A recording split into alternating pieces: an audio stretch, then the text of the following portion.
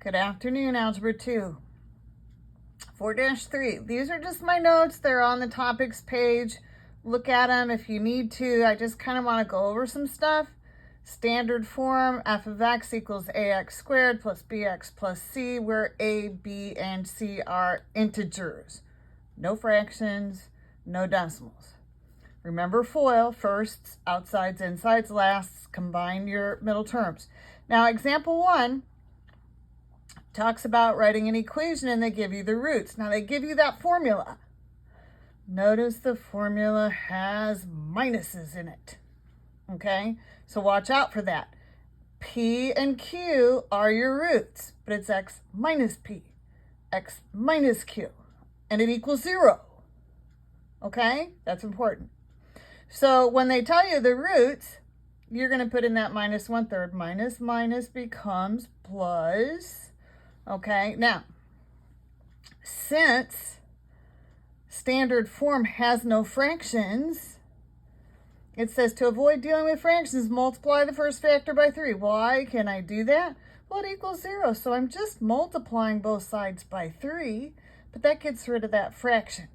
In the end, you'd have to get rid of it anyways. If you'd rather deal with the fractions, be my guest, but I get rid of them first. And I only multiply where there are fractions. Notice I only multiplied one of the factors, not both. And then I do my FOIL, okay? Guided practice, again, it's got that fraction. Only multiply by the denominator, okay? So you're multiplying both sides by 4. That gets rid of your fraction. Does not change the value. But you don't have to deal with fractions when you're doing FOIL. Okay, part 2. Solving by factoring. Now be careful because the directions are going to say solve by factoring. That means I need to see those factors, okay? The zero product property says that if this is equal to 0, then either this equals 0, this equals 0, they both equal 0, okay? Example 2 is all about the fact that, hey, sometimes all you can do is pull out a GCF. So you look at it and say, oh, GCF. So either 8x equals 0, 2x plus 1 equals 0.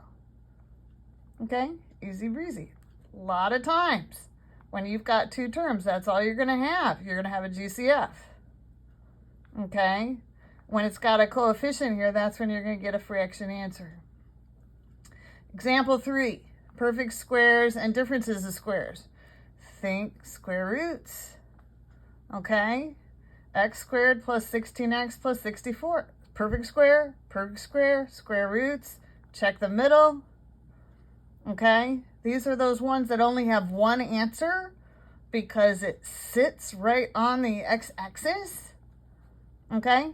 So how come? Well, I just do the square root of both sides. X plus 8 equals 0, so x equals -8. This one, be careful, because it says solve by factoring. It does not say take the square root of both sides. It says solve by factoring. That means you got to set it equal to 0 first. Okay? That's going to give you a 1 plus 1 minus. Again, we're just thinking square roots. Okay? These are also called conjugates. That comes in 4-4. Okay? The fact that it gives you a difference of squares. Okay, notice, two answers, they're opposites. Okay?